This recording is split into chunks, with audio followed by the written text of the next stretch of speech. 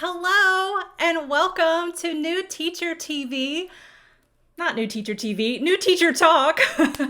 I'm so excited you're here. Come on in. Let me know where you're watching from.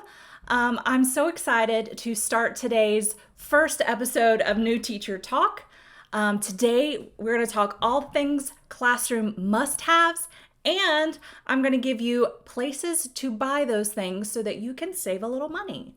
Come on in, let me know where you're watching from, and let me know what grade you're teaching this fall.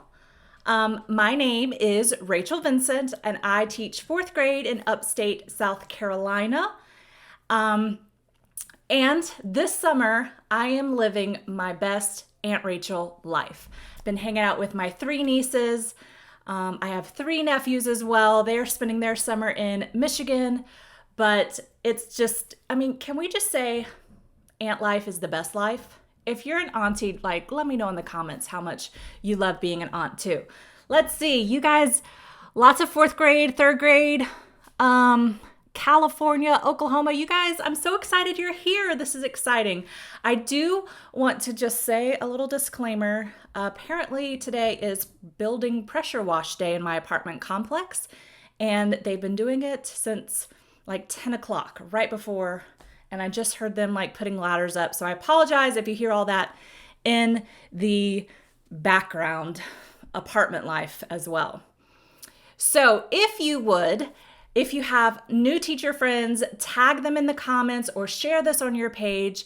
I would love for everyone to know, because I have planned to share everything I wish I would have known before I started teaching or during my first years of teaching. And I just want to share that all with you guys. So I would love for more people to hear about it. So if you want to tag a friend, share it, however you would like to do that. So before we get into our topic today, I need to address the elephant in the room. And that elephant is that no one really knows what this fall is going to look like. I know in my district alone, they, 2 weeks ago, put out 5 different plans, ranging from going back to school full time, every 5 days, to being online learning full time, and then all the in between with A, B schedules. It's not really a plan if you give me all the plans. So we really don't know what it's going to look like. So what I'll be sharing with you today and throughout the summer are things that I have done in the past, which means these are things that work in the classroom.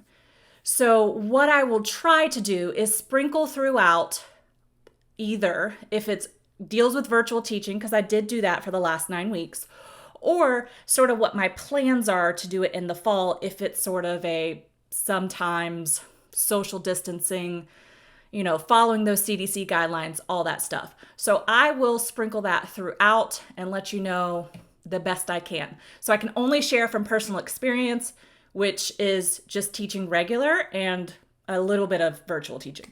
So that is my promise to you. I will do the best that I can. Okay, sound good?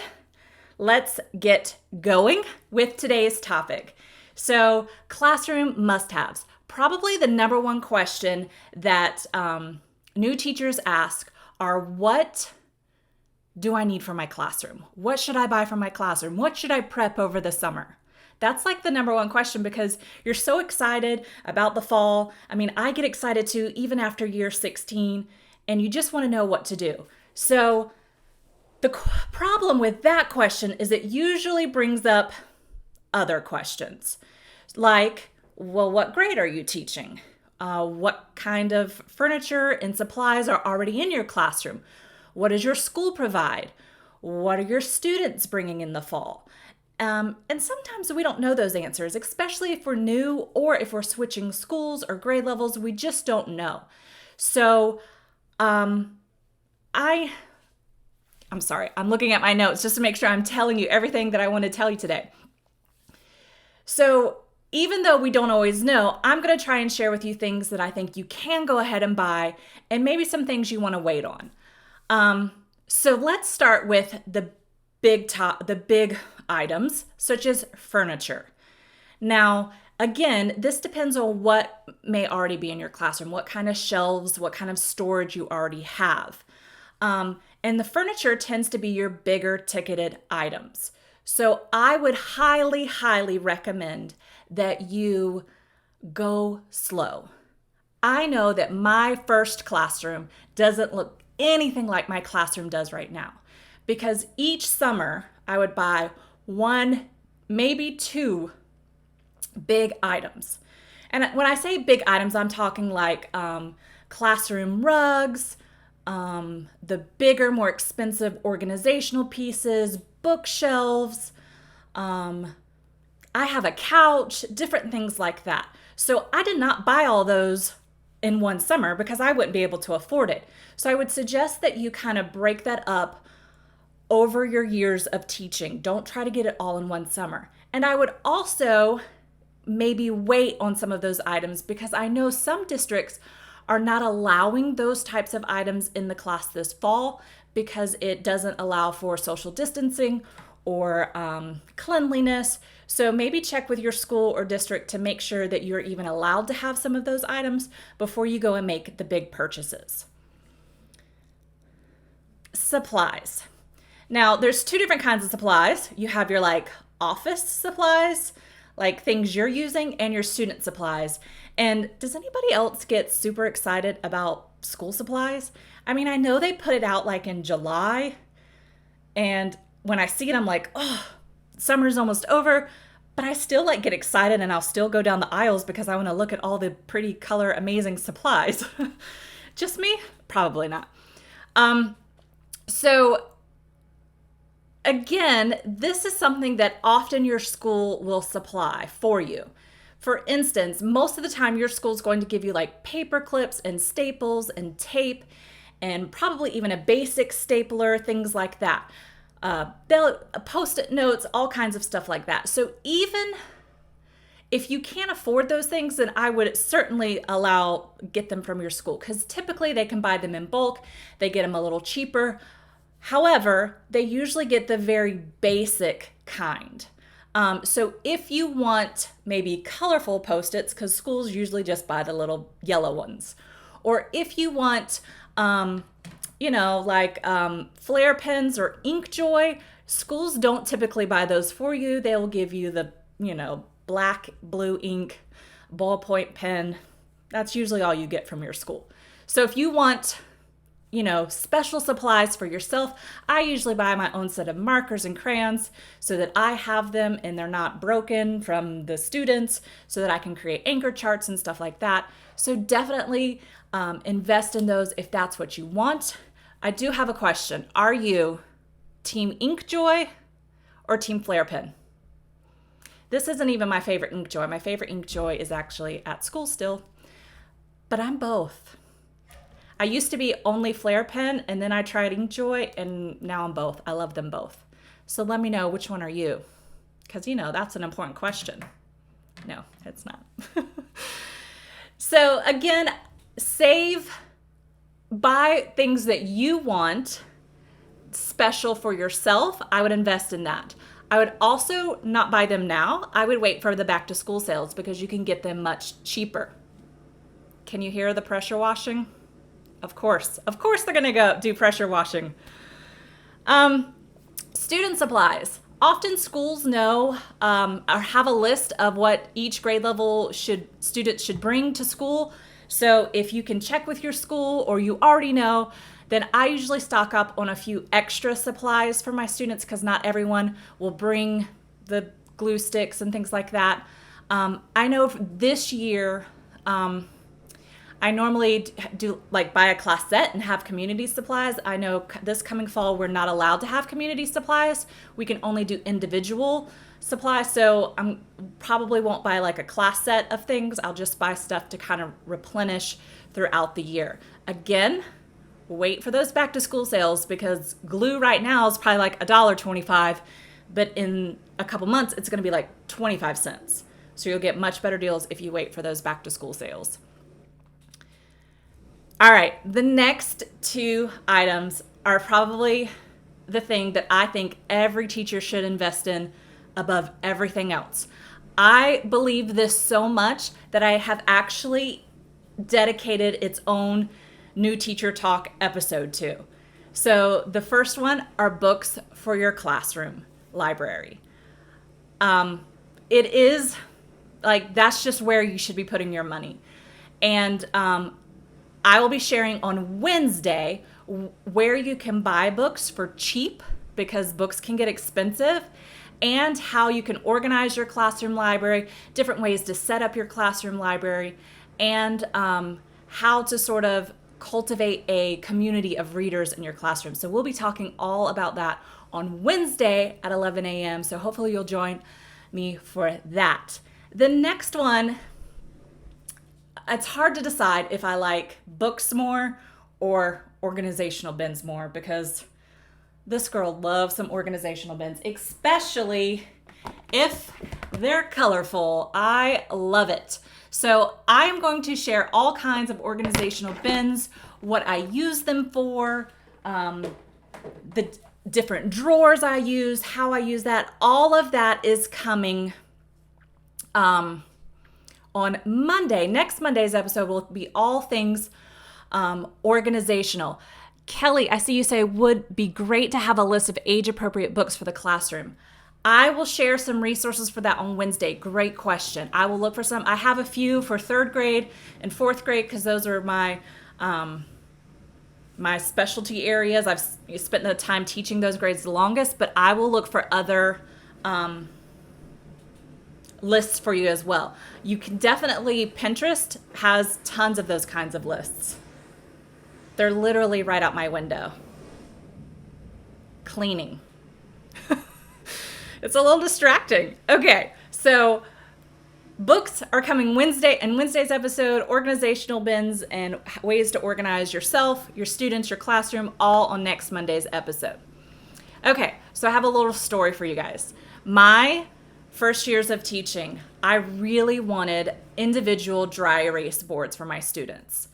The problem was, the only place at the time you could get them was like on the big educational websites, and they were expensive. And there were lots of ideas of getting, the shower board and going to Lowe's and having them cut it. Well, I'm like super introverted and don't like to talk to strangers about things I don't know. So I'm talking to you guys. I don't know you, but I know a lot about teaching, so it's not that big of a deal. But I did not want to go and try and talk to the sales associate about cutting the boards for me. I know, it's weird. I don't even like to call and order pizza. It's just one of those weird quirks I have. So it is what it is. Anyway, so I had there was a teacher in my building who was leaving the classroom, and she gave me all her dry erase boards, which I was like so excited, but then I went through them and there was only like 5 of them that were not scratched up and messed up. And then the whole phase of like somebody, whoever it was amazing, showed us that you could write on with dry erase markers on desks. And that was amazing, and I love it. However, and I still use that in my classroom today. However, there's 2 reasons why I don't use it all the time. One is the fact, let me know if you can't hear me because they're getting louder outside. One is the fact that it does leave, like, even though it erases, it does leave kind of like a cloud on the desk. So you have to afterwards, after you've finished, you've got to like take wipes and clean it down. And that's great because you also are cleaning their desks at the same time. But you also have to plan for that time, and it's not something quick you can do. The second thing is I usually like to save that for a task or a skill that's a little bit harder, so that there's a little more engagement in it. So I don't know why it took me this long to discover this. But the next thing that I think you should invest in are dry erase pocket sleeves. These are the best because all you have to do is put a white piece of paper in there, and now you have a dry erase board. I mean, how easy is that? And you can also put worksheets in there so that you don't have to make as many copies. that might not work as well this coming fall just because you'll have the whole like cleanliness factor. So I do have a class set of these, so I will, have each kid will have one of these so we won't have to share. Also, these they're face scrubs. They came from the Dollar Tree. You get 3 in a pack, and they're perfect erasers. You can see my kids used them. I brought them home to wash them over the summer, so I need to get to that. But that is something else that I would suggest investing in. Okay. The Laminator. Do you have a personal laminator? I love my personal laminator. It's the best. I can't even tell you the last time I've used our school laminator because I bought this and use it for everything. Now, this is the Scotch brand. They're about 25-ish, usually a little less.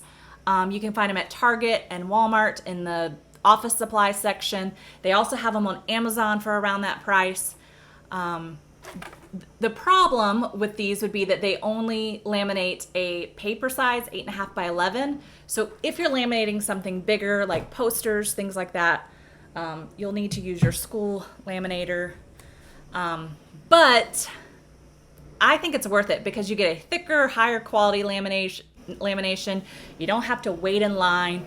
I know the last time I used my school laminator, it was, oh good, somebody says you can't hear them. They're literally right out my window. The last time I used the school laminator, it like left the poster wavy and I was like, how are we, what?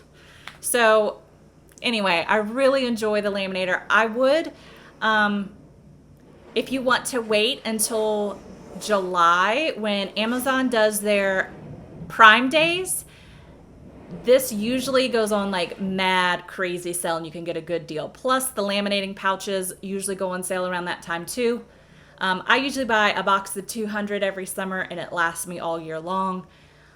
So that is what I would also suggest. So then you could, if you know your grade level, go ahead and start prepping some things like centers, task cards, look at your state standards, figure out what you could go ahead and start prepping over the summer.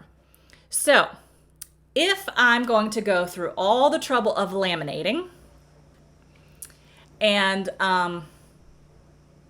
it's kind of sometimes trouble because I am a laminate cut person. I know that I think it's Miss D's Corner on Instagram has like highlights about which one is better, which one lasts longer, if it's just laminate cut or cut laminate cut. And she found that there's really no difference, but I still have a hard time breaking that habit.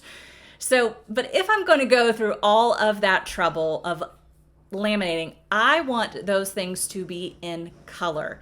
And my school does not have a color printer that teachers are able to use regularly. So I would also suggest investing in a color printer. And I would highly suggest investing in a printer that connects with HP Instant Ink. You guys, that is the best thing ever. So how it works is you have to have a printer that works with their program. If you go to their website, they'll tell you which printers work and which ones don't. But it connects to the internet and it will read your levels of ink. And then when you get low, they will mail you ink, send it to you in the mail before you run out. So when you're inevitably in the middle of printing and you run out of ink, you already have it to replace it. And then they send you a little bag, you put your old ink cartridges in, send it back so they can recycle it, and then they'll mail you a new one so you're all ready to go. It is the best program. They have several levels. I have I think it's a $5, $4.99 level. It's the lowest level, but I've only ever gone over it one time. You get a certain number of pages to print, so it doesn't matter how much ink you use. It has to do with numbers of pages. And if you don't use them all, it rolls over to the next month. It's amazing. And so the way I figured it, if it's $5 a month, that would be $60 a year. When I used to go to the store and buy ink, just a color and black ink cartridge would cost about $60. So to me, it's totally worth the investment. So I am going to put in the chat, hopefully, I have a link to the HP Instant Ink. If you use this link, you can get a free month of access. Plus, it will also give me a free month. And then I'm also going to put in my Amazon storefront. So it has the laminator, the pouches, the dry erase pockets all on there. I also have some organizational tubs, but I'm just going to stop you there for a second. Don't buy your organizational tubs from Amazon because they're too expensive on Amazon. I put them there just so people would have a reference to see what I use, and I'll talk about all those next week, but buy your organizational tubs other places. So let me see. Oh yeah. Okay. So that should be in there. If it didn't show up, then I will put it in after the video. So oh, yep, there it goes. So speaking of where to buy things, let's talk about buying things. My top 5 places to go to buy any kind of stuff for your classroom: the Dollar Tree, Big Lots, Target, Walmart, and if you have a Five Below. I think Big Lots is national, so it's everywhere. But if not, Big Lots is really good. Now, I don't know about Five Below because I've never checked, but all those places, if you can't go out shopping because of your state's requirements, stay-home orders, they all have online options. Even the Dollar Tree, and you can shop the Target Dollar Spot, which is called Bullseye Playground. You can shop that online too. All you do when you go to the Target website is type in Bullseye's Playground, and it'll bring up all the Dollar Spot items. Of course, they're not $1. They're $1, $3, $5. However, with those and with Dollar Tree, you do have to buy in bulk. So think about that. I think the Dollar Tree, it's like 12 to 24 items at a time, and then Target is like 3 to 12 items. So just kind of look around so you can get all those places. Another thing I would suggest you do and able to get items for your classroom are creating donors choose projects. I've got a lot of furniture, books, types of things from Donors Choose. I'm actually on Friday, we'll do a whole video on what to write and how to write a Donors Choose project and how to get it funded. So if you want to tune in for that, I will share those things. And then the last thing I would suggest you do is to create an Amazon wish list and maybe put in the items that you aren't going to get this summer, or things that if you're on a budget and don't have a whole lot to spend this summer, put those items on an Amazon wish list. Last summer, there was this whole sort of hashtag that went around called hashtag clear the list. And celebrities and all sorts of people were buying everything off teachers' list. I'm in a couple of Facebook groups that are by some of my favorite authors, and they put posts in there that was like, if you're a teacher, put your list on here. So I put my list, and while I didn't get the whole thing funded, I did have one of my favorite authors and some of the other members of the group bought things for my classroom, books and different stuff, and it was sent to me. And so it was really neat to be part of that. And I kind of have a feeling, I don't know for sure, but I kind of have a feeling that might happen this summer too, just because of all the push and people coming out saying how teachers aren't paid enough and things like that. So create yourself an Amazon wish list, share it with your friends and family, put it on Twitter, because you never know if a celebrity wants to clear your list. Rich people have a lot of money. And then I also will share it with my families in the fall if they ask for it. A lot of times I'll have parents that say, is there anything else you need for the classroom? And I'll say, actually, I have an Amazon wish list. I'll send you the link. And so they'll usually buy a book or two or something, So, of course, it depends on your school. And I usually don't just post it for everyone. It's just if a parent asks for it. Okay. This last thing I want to share with you is something that I wish I would have started earlier. It is really easy to get carried away with buying things for your classroom, especially when you are excited and you get to that dollar spot or the school supply section and you're just like, yes, I want it all. I don't know why it's like that, but it is. So I have started asking myself this question: do I know what I'm going to use it for? And if I can't answer that question, I'll put it back. That has saved me a lot of money over the last couple of years. I used to buy everything because it was cute or people talked about it on Instagram, and then I would have bags of stuff in my classroom and in my house that I never used. So ask yourself, do I know what I'm going to use it for? If the answer is yes, then buy it. But if the answer is no, don't buy it. Save yourself some money. Save up for some of those bigger ticketed items. Speaking of, I totally forgot to share this with you. Some of your bigger ticketed items like furniture, shelves, things like that, Facebook Marketplace and Goodwill are great places to get some of those at a discounted price. You might have to clean it up, paint it a little, but those are great places to get that stuff. So remember that this is a marathon, not a sprint. All of those beautiful Instagram, Pinterest-worthy classrooms, you are either seeing a little tiny portion of their room, or they've been teaching for a while and have built it over time. Nobody's room is perfect in the beginning. My room, after 16 years, still isn't perfect. So take time to build it. Don't feel like you have to buy everything at once.